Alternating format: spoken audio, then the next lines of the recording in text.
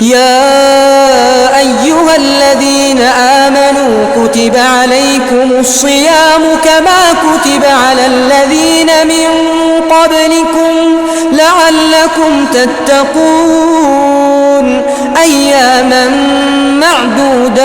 معدودات فمن كان منكم مريضا أو على سفر فعدة من أيام أخر وعلى الذين يطيقونه فدية طعام مسكين فمن تطوع خيرا فهو خير له وأن تصوموا خير لكم إن كنتم تعلمون شهر رمضان الذي أنزل فيه القرآن هدى للناس وبينات من الهدى والفرقان فمن شهد منكم الشهر فليصمه ومن كان مريضا أو على سفر فعدة من أيام أخر يريد الله بكم اليسر ولا يريد بكم العسر ولتكملوا العدة ولتكبروا الله على ما هداكم ولعلكم تشكرون وإذا سألك عبادي عني فإني قريب أجيب دعوة الداع إذا دعان فليستجيبوا لي وليؤمنوا بي لعلهم يرشدون أحل لكم ليلة الصيام الرفث إلى نسائكم هن لباس لكم وأنتم لباس لهم علم الله أنكم كنتم تختانون أنفسكم فتاب عليكم وعفى عنكم فالآن باشروهن وابتغوا ما كتب الله لكم وكلوا واشربوا حتى يتبين لكم الخيط الأبيض من الخيط الأسود من الفجر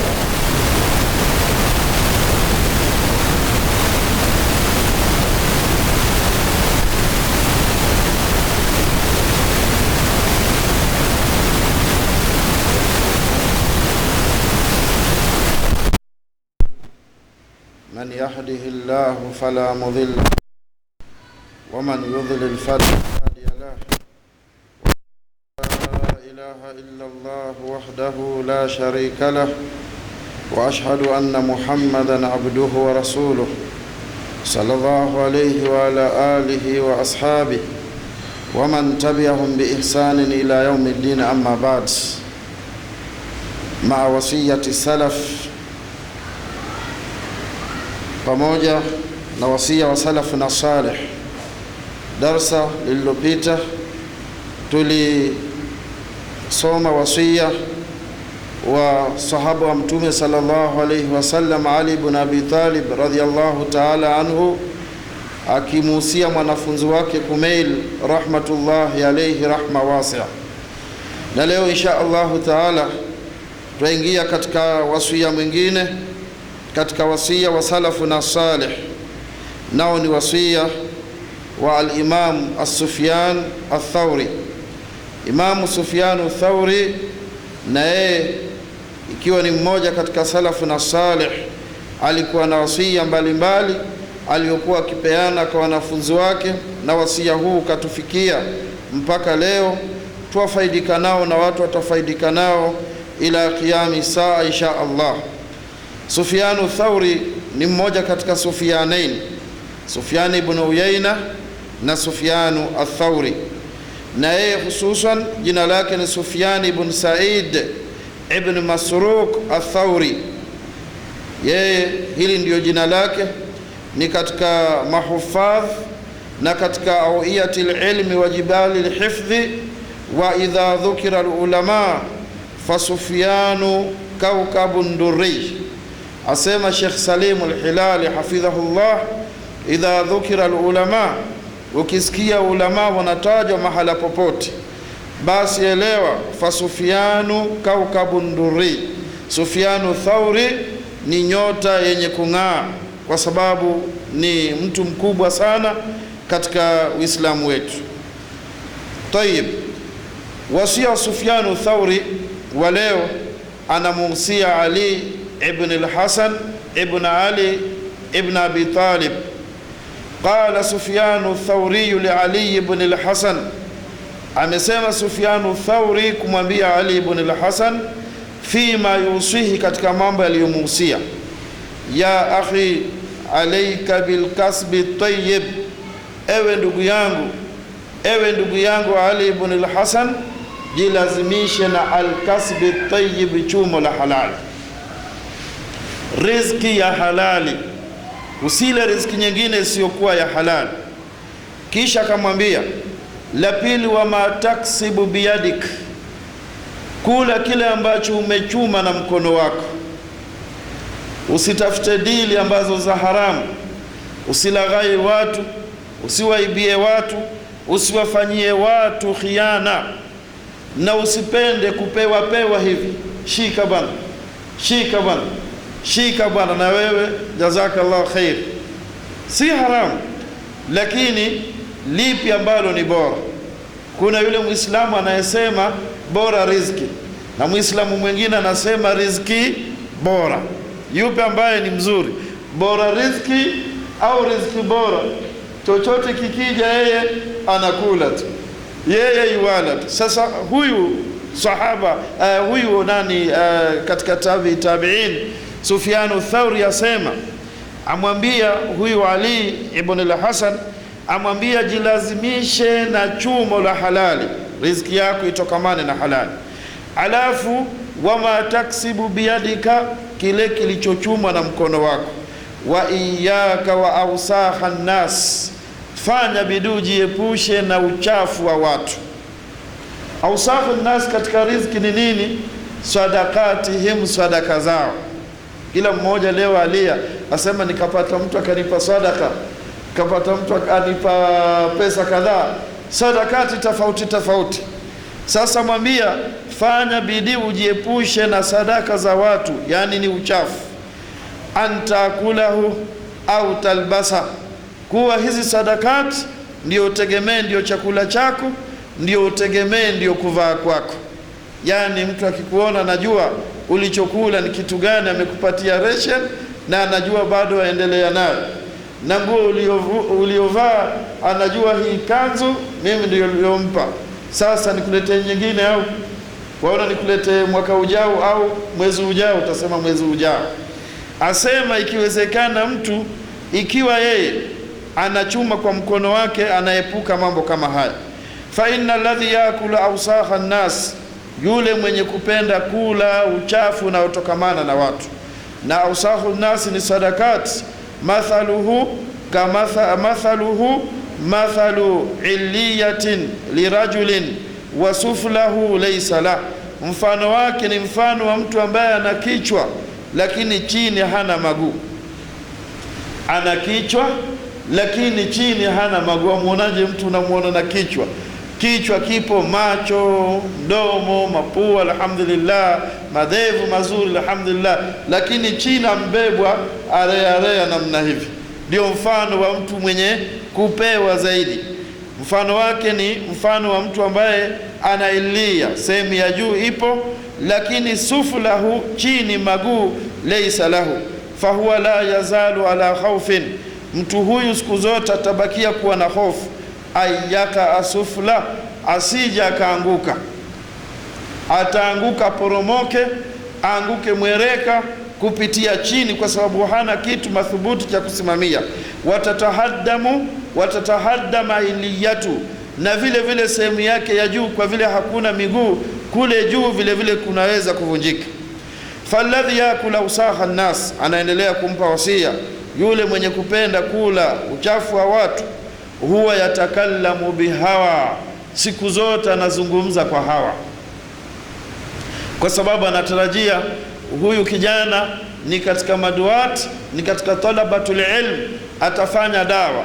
Na siku zote mwenye kupewa na kila mara anategemea sadakati, yatakallamu bihawa, anazungumza kwa hawa, anaiacha haki, anaiacha dalil, yeye anazungumza kwa hawa, kwa matamanio ya nafsi yake, kwa sababu asipoteze.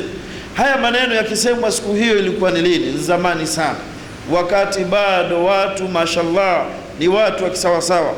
Kaifa fi zamani na hadha, vipi katika zama zetu hizi? Kisha asema wayatawadhau linnasi makhafatan ayumsiku anhu, na anakuwa mnyenyekevu, anawaogopea watu na anawaheshimu kupita mipaka. Makhafa kwa ajili ya kuhofia na kuogopea, ayumsiku anhu, wasije wakamzuilia. Wajua ukisema jambo hili wewe, basi ndio mwisho wako. Wajua ukisema hili, huo ndio mwisho wake. Nakumbuka safari moja tulipokuwa tuna hotuba katika baadhi ya msikiti yetu, tukazungumza riba, madhara yake na dalili zilizokuja minal kitabi wa sunna na kalamu ahli ilm. Bwana mmoja jazahullah khair, alikuwa kila tukimaliza juma mashallah yati wa yusafihu, na anakuja na kuwa mkua, wa yatruku shay'an fi yadika, kisha anakuachia kitu. Ukitoka pale ukifanya hivi, kando na mshahara 3,000, 5,000, 1000 kadhaa.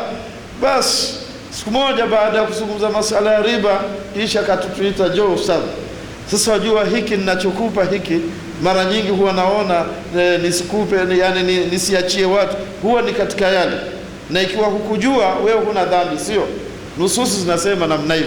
Sasa je, niendelee kukupa au niache? Sasa maana kusema haramu, waona mtihani huo shekhi, mtihani mkubwa kabisa.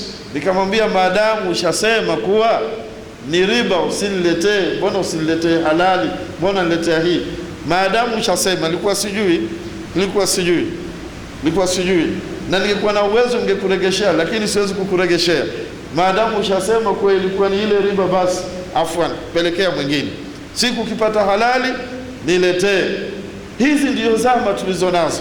Salaf walikuwa wakiona mbali na wakiona fitna itakayokuja baadaye, na wakatengeza barabara ya dini kupitia kitabu cha Allah tabaraka wa taala na mafundisho ya Mtume sallallahu alaihi wasallam na masahaba.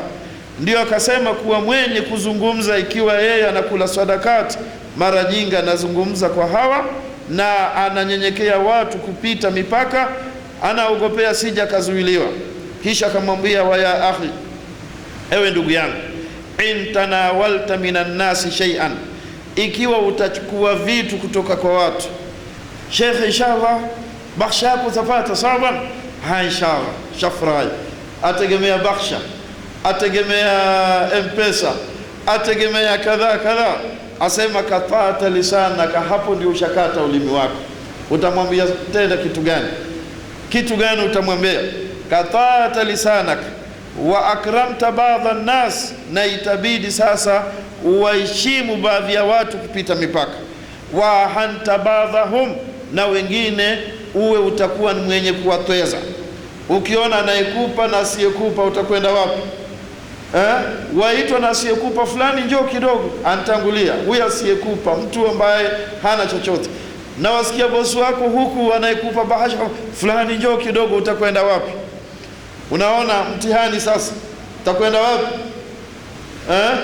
Ad-din mabniyun ala al-masalih, la. Sasa huwa ni shida. Wa akramta baadha an-nas wa ahanta baadhahum ma yanzilu bika yawm al-qiyama, na bado hujaona yale yatakayokuchukia siku ya kiyama. Kwa sababu sasa huwezi kuzungumza haki, unakuwa shaitanun akhras, ni shaitani bubu. Huwezi kuzungumza haki, na ukizungumza unazungumza batil kwa hawa, unakuwa shaitanun natiq. Saa ingine unakuwa shaitanun natiq, shaitani mwenye kuzungumza, ukizungumza kwa hawa ukaacha haki, na ukinyamaza ukaacha haki, ukanyamaza kimya, unatoka kwa shaitanun natiq unakuja kwa shaitanun akhras, shaitani bubu. Akaendelea akamwambia, fa inna alladhi yutika shay'an min mali, yeyote anayekupa chochote katika mali yake, fa inna ma huwa wasahuhu, ni uchafu wake, kwa sababu kutoa na jitaharisha. Wa tafsiru wasahihi, na kutafsiri huu uchafu wake, tafsiri yake ni ifuatayo: tathiru amalihi min adh-dhunub, anataharisha amali yake na ibada zake na matendo yake kutokamana na madhambi.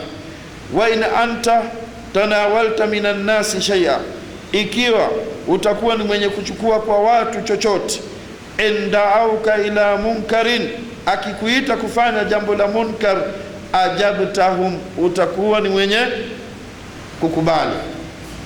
Anakuita kwa jambo la munkar fulani, na yeye saa zote anakupa, anakuambia sasa, wajua kilichoko, huyu bwana nataka kuanzia leo mkomeshe, tafuta aya zile za kumuonyesha kwa iko vibaya. Basi utatafuta aya, hata aya isiyokuwa na maana ile, utatia spring uitoe kule mbali uilete hapa, ili huyu bosi afanye nini? Aridhike. Umwambie wajua haifai, ni hivi. Dalili iko wapi? Dalili idha jaa nasrullah. Na haya ni makosa, istihza'u bidin, ni makosa kabisa. Kwa hivyo asema anayekupatia saa zote, endauka, wakikuita, ila munkarin, kwa jambo la munkar, ajabtahum, itabidi wakubalie. Wa innal ladhi yakul awsakha an-nas, mwenye kula huu uchafu wa watu, sadaqat, karrajuli lahu shurakau fi shay, ni kama mtu ambaye ameshirikiana na wenzake katika jambo. Yambaghi lahu an yuqasimahum, lazima yatakikana wagawanyane, huyu achukue chake na huyu achukue chake. Take and give, sio nataka nikupe na wewe fanya hivi.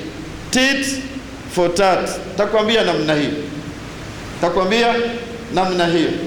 Na haya ndio hatari ambayo ipo, hatari kubwa kabisa. Kisha akasema, ya akhi, ewe ndugu yangu, ju'un wa qalilun min al-ibada khairun min an tashba min awsakhi nas, afadhali uwe na njaa, na ile njaa ulionayo ufanye ibada chache kwa sababu una njaa, basi hilo ni bora kuliko kushiba na huku umeshiba uchafu wa watu. Wa kathirin min al-ibada, na ibada afanya kwa wingi.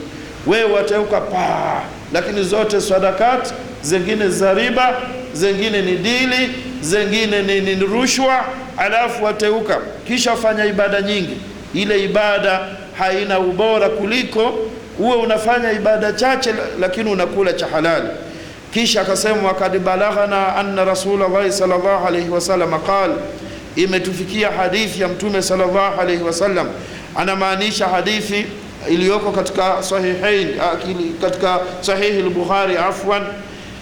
Mtume sallallahu alayhi wasallam asema, lau anna ahadakum akhadha hablan, lau mmoja wenu atachukua kamba, thumma tataba, kisha kaenda kutafuta kuni, hata yudbira dhahra, mpaka akaumiza mgongo wake kwa kubeba kuni, kana khairan lahu min an yakuma ala ra'si akhihi, ni bora kuliko kusimama kwa kichwa cha ndugu yake. Yani amtegemea mwenzake tu, ampe ndio ale, ampe ndio avae, ampe ndio asafiri, ampe, yani kupewa tu.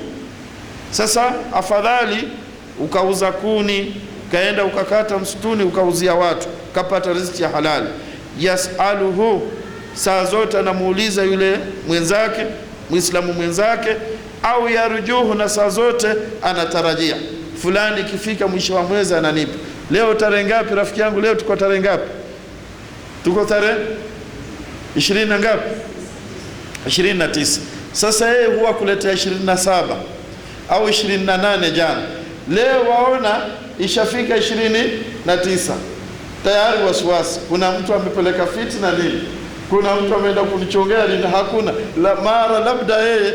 Sasa ukikutana naye hujui, sijui huyu bwana kawaida yake hafiki 29, 25 26 hapo hamna, mwisho 27 au 28. Leo unashangaa leo 29 au mwezi umeisha. Nafikiri kuna mtu bwana ampelekea fitna, waanza kutuhumu wenzako. Kwa nini? Kwa sababu wewe wamtegemea yule saa zote na wamtarajia kuwa yeye ndiye atakayekupa.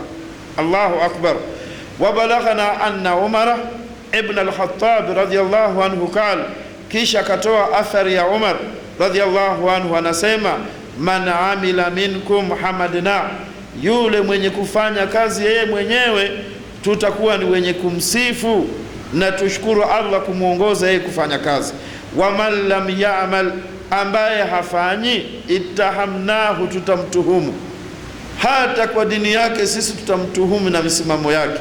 Yani mtu wewe anafanya, ukimuona amepata, wajua ni zile pilika zake, anahangaika kutafuta halali, anahangaika kutafuta halali. Ukimuona na kanzu mpya, wajua ni mihangaiko yake. Ukimuona na kiatu kizuri, wajua ni kuhangaika kwake.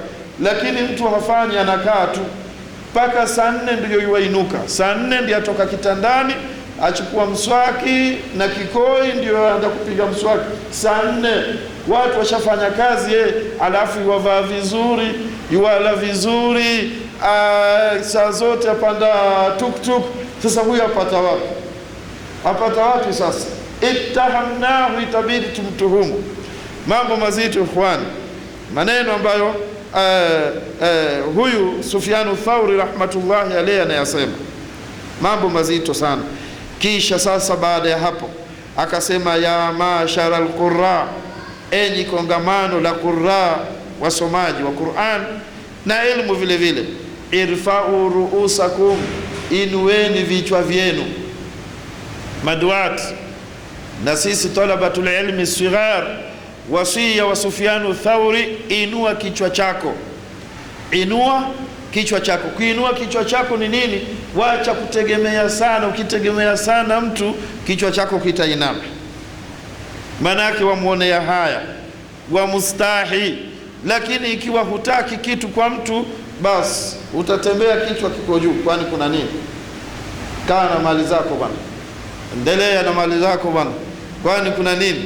Qala Allah qala Rasulullah.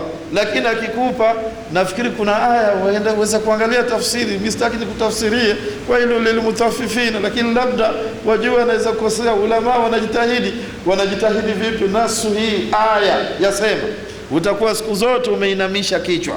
Wala tazidul khushu'a ala ma fil qalbi, usije wewe mwenye kusoma, talibul ilmi, hafidhul Qur'an, daia, wazidisha khushu ya juu kuliko khushu iliyo ndani ya moyo. Ukijua naenda kukutana na yule ambaye ananipa siku hiyo avaa kanzu nzuri na nisfu saka, hakuna isibali nisfu saka, kwa sababu yeye akupa kijua kijana wa sunna, mashallah. Ukijua kuwa umeenda kukutana naye kule na kuvaa fulana na kepu na suruali ya penseli, sutaweza hata kuingia ndani ya baa pite. Nitajificha hapi, sioni mahala, acha ingie hapa. Akipita ndio subhanallah, la haula, Allah amenisitira. Kusitiri nini? La, tuwe na iltizamu, tuwe na iltizamu, sote tutakiwa hivyo. Tusiongeze sisi khushu na unyenyekevu ala ma fil kulubi, kuliko ule unyenyekevu uliokuwa katika nyoyo. Istabiku fil khairat, mushinaneni kufanya mambo ya khairi. Wala takunu iyalan ala nnas, wala msiwe ni watu ambao saa zote wa kutegemea watu. Fakad wadhaha tariqu, njia iko wazi, ishaelezwa. Waqala Ali bin Abi Talib, baada ya kumaliza wasia wa Mtume sallallahu hadithi na vile vile wasia wa Umar radhiyallahu ta'ala anhu, sasa anaingia katika wasia wa Ali radhiyallahu anhu. Inna alladhi yaishu min aidi nnas, yule mwenye kuishi kwa ajili ya vile vilivyomo mkononi mwa watu. Kalladhi yaghrisu shajara, ni kama vile yule mwenye kupanda mti fi ardhi ghairihi, lakini ardhi ni ya mwenzake. Wewe wapanda mti lakini shamba la mwenzako. Sasa siku akikwambia ondoka, utafanya nini? Fattakillaha ya akhi, anamaliza akimwambia basi mche Allah tabaraka wa taala. Fa innahu ma nala ahadun minan nasi shay'a, hakika mtu hapati chochote kutoka kwa watu, illa sara haqiran dhalila, isipokuwa anageuka anakuwa yeye haqiran, anakuwa ni mwenye kudharauliwa, dhalilan, na mnyonge kwa watu. Inda nas walmu'minuna shuhudullahi fil ardh, na waumini hawa wanajua ni mashahidi wa Allah katika ardhi. Wasikia yule shekhi subhanallah ababaikia matajiri kweli kweli, akiona matajiri ababaika. Yule imamu akiona, bwana leo njoo uswalisha, sisi tumesema nusu juzuba, mbona kama umpitisha? nusu juzu kweli? Yeye mwenyewe hajui nusu juzu yafika wapi, labda siku ya anchoka yeye anaumpitisha juzu, na wewe uswalisha nusu tu, mpitisha sio? Sipitishe bwana. Namna gani bwana kusoma fikhi bwana? Soma fikhi bwana. Namna gani bwana? La haula wala quwwata. Allah subhanahu wa ta'ala tujalie ya Rabbi. Wa iyyaka taksiba habithan, ikiwa sasa hutegemei watu wataka kuchuma, basi jiepushe usije ukachuma habitha, kitu kibaya. Fatunfikuhu fi taati llah, alafu ataka kutoa katika taa ya Allah, zaka, sadaka, hiba na mambo mengineyo. Fa inna tarkahu faridha, kuacha chumo la haramu ni jambo la fardh minallahi wajiba, tena faradhi hiyo toka kwa Allah na ni wajibu. Wa innahu tayyibun la yakbalu illa tayyiba, na Allah tabaraka wa taala ni tayyib, hakubali isipokuwa ambacho ni tayyib, ambacho ni kizuri. Araaita rajulan asaba thawbahu baulun, waonaje mtu ambaye nguo yake imepatwa na najisi ndogo, akramakumullahu, mkojo mpata nguo yake.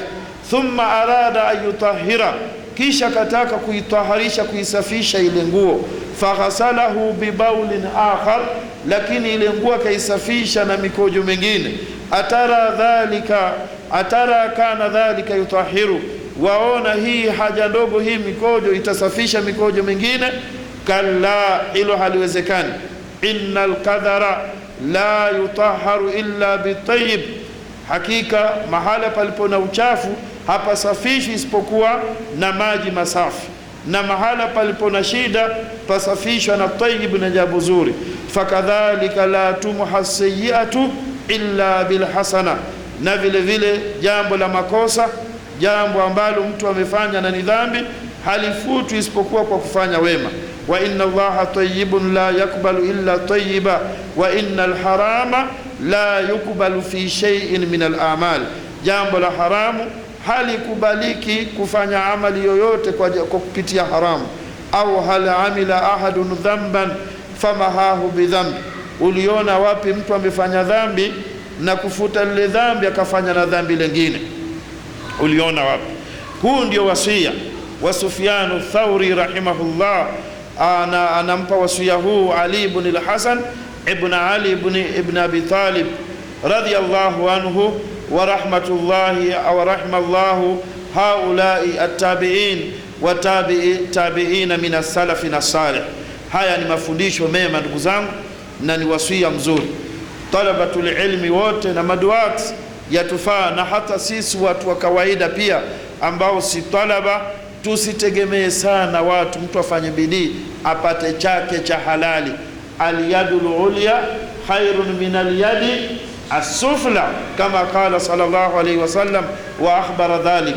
Mkono nipe si bora, mkono mzuri shika, mkono mzuri shika, kuliko nipe saa zote, saidie, nipe na mimi nina njaa leo siku ya tatu, sio bora. Kwa hivyo tujitahidi na sote tuone kuwa wale ambao si talabatul ilm na maduati, tufikirie hawa talaba watakuwa vipi. Tufikirie leo kuna watu wanasaidia, baada ya muda watakuwa hawako, itakuwa namna gani?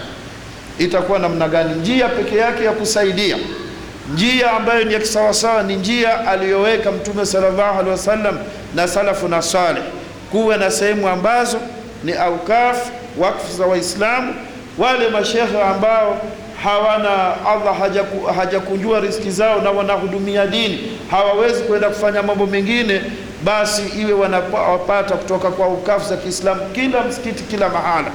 Wala tusiangalie za zamani, kila mmoja atake hizi aenda wapi za zamani, za zamani hizi aenda wapi. La, tujaribuni ndugu zangu Waislamu, tena tujaribu sana, kwa sababu hali ni ngumu, hali ni ngumu sana sana sana. Tujaribuni juu chini jamaa. Leo kuna mashehe watu wazima, mashehe zetu, la haula wala quwwata illa billah, hawezi kwenda mahala asomeshe, mwisho wa meza apewe kitu, hana nguvu na nini. Wataangaliwa kina nani? Imam Ibn al-Qayyim, hawa watu watukufu waliofanya kazi. Ibn al-Qayyim al-Jawziyya, kutoka madrasa zamani na ukafu za Jauzi huko Jauzi, wale ndio leo wao wakapata kusoma na wakasomesha na wanafunzi wao. Leo alhamdulillah kuna kitu kinaitwa minha dirasiya. Minha huwa ni aukafu za watu wenyewe wameweka watoto waende wakasome, na kuwe na scholarship za bure.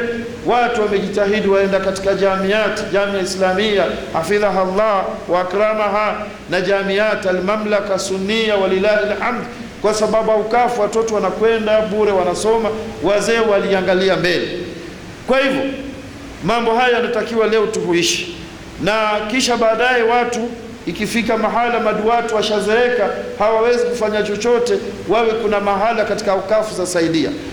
Leo imekuwa katika mambo ya kawaida, angalia katika serikali zote za ulimwengu jamaa, rais akiritaya anapata chochote kila mwisho wa mwezi au hapati? Anapata tena kuliko wale walioko makazini, sio? Gavana naye akiritaya iwapata kila. Ilikuwaje wale wafikirie na sisi tusifikirie, ili watu wasitegemee watu, kwa sababu kutegemea watu ni mtihani, ni mtihani mkubwa sana. Madrasa hizi leo kuna maduati wametakharaj katika jamiati sunnia, Jamia Islamia bil Madina an-Nabawiyya, wanaenda kufundisha kwa mashia. Anaenda kufundisha kwa mashia, anapewa mukarrara kitabu syllabus ya kumdhalilisha Abu Bakar radhiyallahu anhu, ya kumdhalilisha Umar, yudarrisu ma la yataqidu, anasomesha kitu ambacho haitakidi. Na wale nao wakijua mzidisha mshahara kabisa, mpa mshahara, na akija huko ambiwa sasa inshallah utafanya, tutaangalia fi sabilillah, isbir inna Allaha ma'as sabirin. Mitihani mingi, sio kusomesha peke yake bwana, hata nyumbani kuna mitihani ya maradhi, kuna mitihani ya familia. Si nitasubiri kule au hapa peke yake? La, tufikirieni jamaa, hii ni changamoto kwetu sisi umma wa Kiislamu leo. Tufikirieni, na Allah tabaraka wa taala palipona nia pana nini? Pana njia. Sallallahu ala khairi khalqi Muhammadin sallallahu alayhi wasallam wa ala alihi wa sahbihi wasallam. Sio Sheikh Abu Bilal labda aweke taaliki kidogo Sheikh.